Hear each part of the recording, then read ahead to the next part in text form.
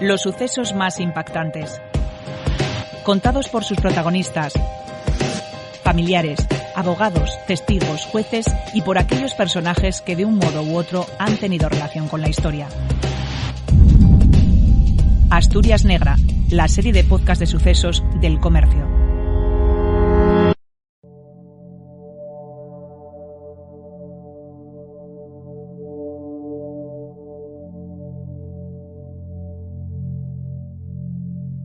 Bienvenidos a la segunda parte de la historia de Manuel Ángel Álvarez Riestra, el atracador de bancos avilesino, conocido por el sobrenombre del solitario asturiano, por el aparente parecido de su modus operandi con el del sangriento Jaime Jiménez Arbe, aunque como ya nos aclaró la Guardia Civil, es tan solo eso, aparente. Si la semana pasada les presentábamos al personaje y relatábamos parte de su trayectoria delincuencial, en esta segunda queremos centrar la atención en la otra parte, en aquellos trabajadores a quienes Riestra apuntó con un revólver. Soy Cristina del Río, periodista del Comercio, y hoy charlo con uno de ellos, que prefiere no desvelar su identidad. Les contábamos, para ponernos en antecedentes, que los problemas de Manuel Ángel Álvarez Riestra con la justicia comenzaron a sus 37 años, a partir de 1978. No quiere esto decir que antes no hubiera hecho sus pinitos, quizás sí, pero si así fuera, no constan en sus antecedentes. El suboficial mayor de la Guardia Civil, Ferreiro Varela, diferenciaba sus dos épocas de actuación. Me tocó investigarlo en dos etapas diferentes. La primera etapa en la década de los años 90, concretamente a partir del año 97 hasta finales del año 98 en que se logra su detención, y posteriormente en la época en la década, mejor dicho, de los años 2000. En 2006, si mal no recuerdo ahora mismo, en adelante, hasta que también se logra su detención. Y en aras a la brevedad, recordaremos que se le atribuyen 11 atracos en la zona central de Asturias en esa primera etapa y otros 11 en la segunda, desde el 2006. Nos quedamos ahí en la primera parte del podcast, en su salto al País Vasco en busca de mejor suerte. Pero quizás por el poco éxito en términos monetarios de la experiencia vasca, Álvarez Riestra regresó a Asturias, terreno conocido. En 2008 entró en la sucursal del Banco Sabadell Herrero, en Las Vegas, en Corbera, y tras amenazar a los empleados con un revólver, se llevó unos 500 euros. ¿Pero cómo fue aquel atraco? Nos lo cuenta un empleado. Estaba trabajando, era un día laborable normal, sobre las 8:30, 9 menos cuarto de la mañana.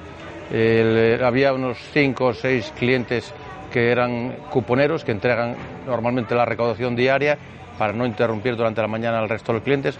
Y había otra mujer, que creo que se llama Nieves, que tiene una carnicería allí y estaba precisamente enfrente de mí en la ventanilla para ingresar 2.000 euros. De repente yo oigo una voz que dice: manos arriba, esto es un atraco, no se mueva nadie. Entonces yo miro así un poco hacia la izquierda y lo veo a él y digo: ¿quién será el chiflado este? ¿Qué tal? No me lo creía al principio, ¿no?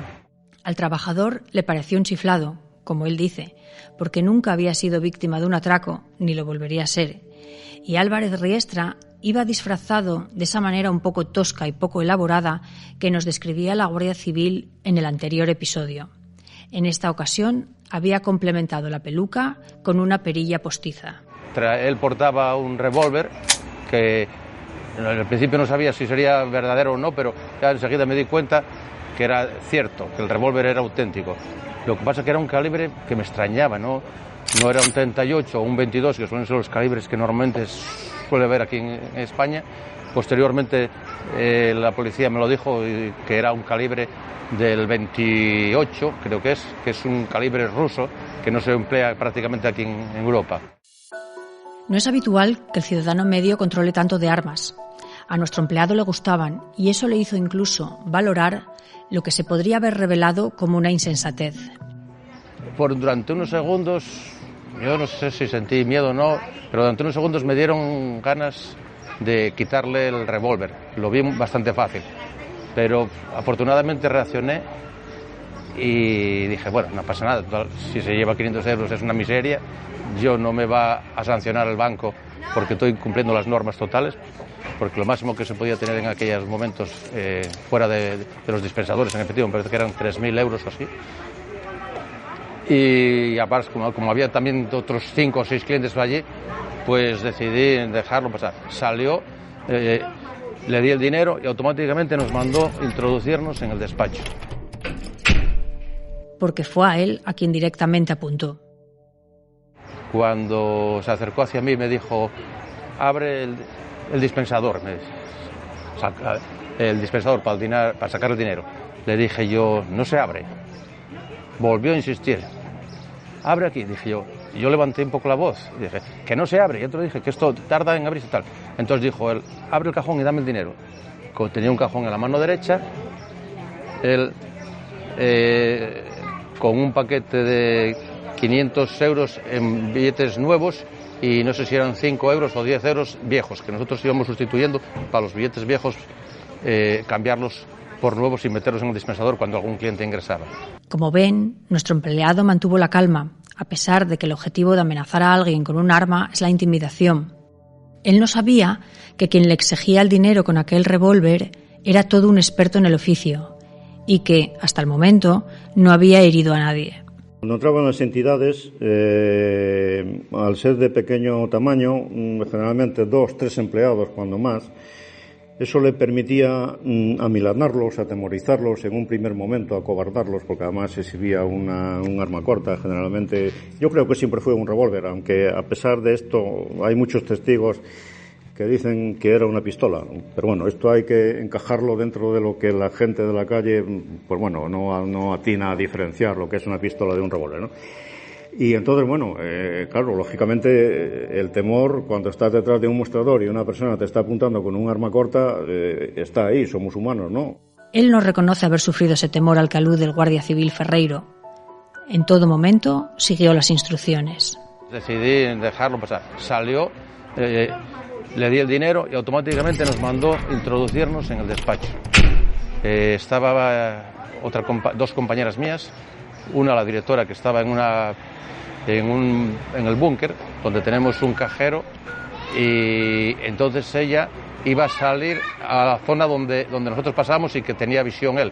Y yo ya le hice señales a que no saliera, porque no sabía cómo podía reaccionar él, si se asustaba y de repente veía aparecer una persona, claro. Todo fue muy rápido.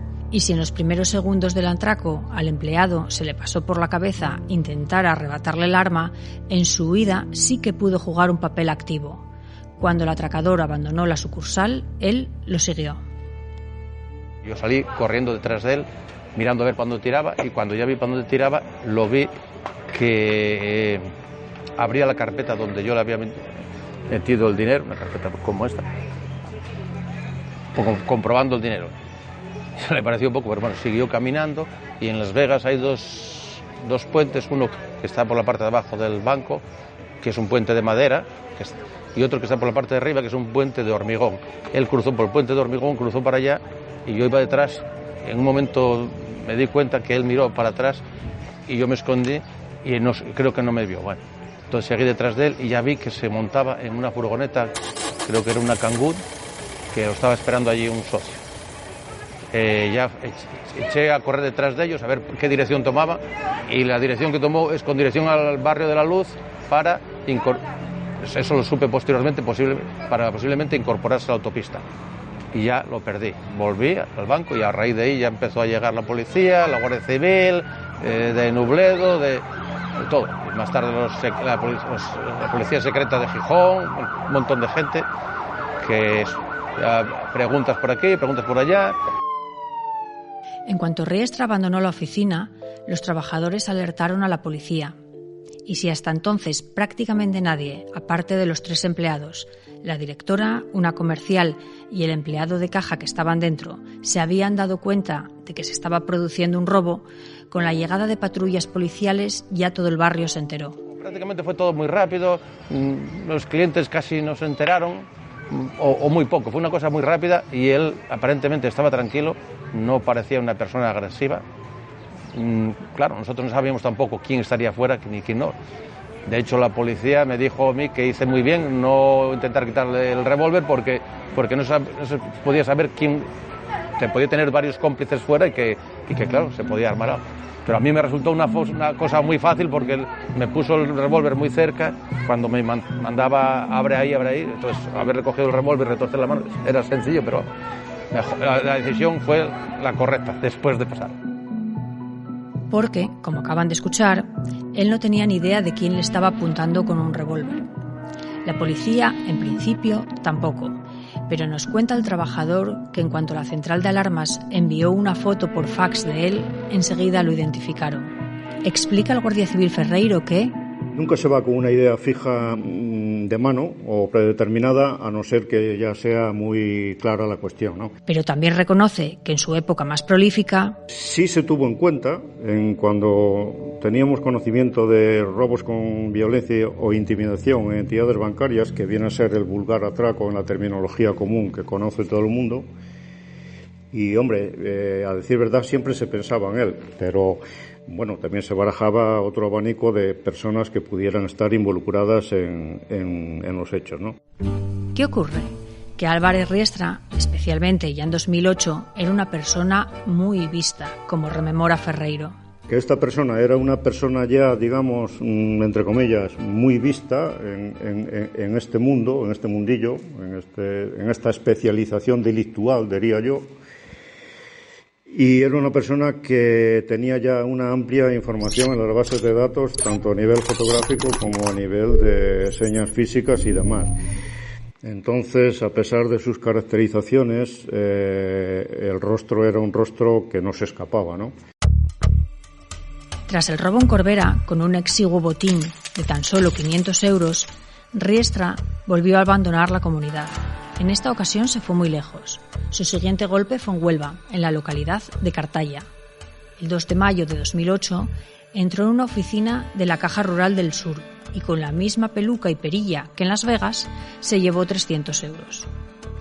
En una operación conjunta de las unidades de policía judicial de las comandancias de la Guardia Civil de Huelva y Gijón, estos últimos desplazados expresamente a dicha ciudad, lograron dar con el escurridizo atracador gracias a una compra de un automóvil con una identidad falsa. De nuevo fue condenado y volvió a prisión. Costaba dar con él porque no se le conocía domicilio fijo.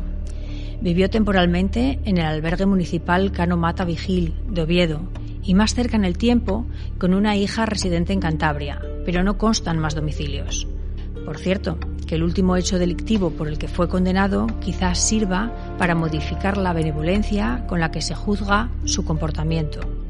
En 2017, en Liencres, Cantabria, en el término municipal de Piélagos, intentó secuestrar junto a un compinche a un empleado de banca a la salida de su domicilio, exhibiendo una placa de policía. Según los registros facilitados por la Guardia Civil, invitaron a la víctima a bajarse del vehículo y, en ese momento, en un forcejeo, logró zafarse. Riestra cayó al suelo y fue retenido por unos vecinos. Aceptó una condena de 2 años por estos hechos. Ha sido la última de su vida. Y ahora, a sus casi 80 años, ¿sigue siendo Álvarez Riestra una amenaza? El suboficial mayor de la Guardia Civil, Ferreiro Varela, tiene muchas dudas. Vamos a ver, esta persona es un octogenario, ahora mismo, ¿no? Es una persona que nació en el año 41 y tiene 80 años. No son las mismas circunstancias físicas ni mentales. Pero el decir ahora mismo no volverá, pues tampoco me atreveré a decirlo, por la sencilla razón de que ha sido su modo de vida. Es decir, su modo de vida ha sido el asalto a entidades bancarias. La edad está ahí, es un hándicap, lógicamente, ya no se sale corriendo con la misma forma que cuando uno tiene 20 años menos, y a lo mejor pues sus contactos sociales ahora mismo tampoco, no sé si le permitirían hacerse con otra arma o procurarle cierta cobertura de la que disfrutó en sus épocas, ¿eh? No es tan solitario como se le ha pintado, sino que ha tenido cobertura y apoyo de personas.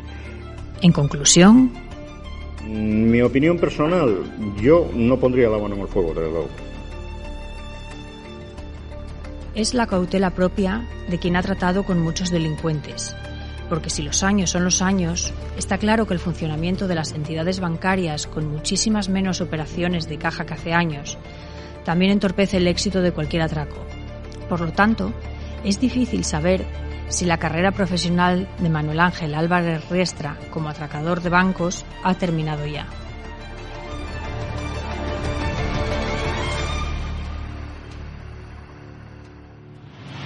Para escuchar más episodios de Asturias Negra, visita elcomercio.es.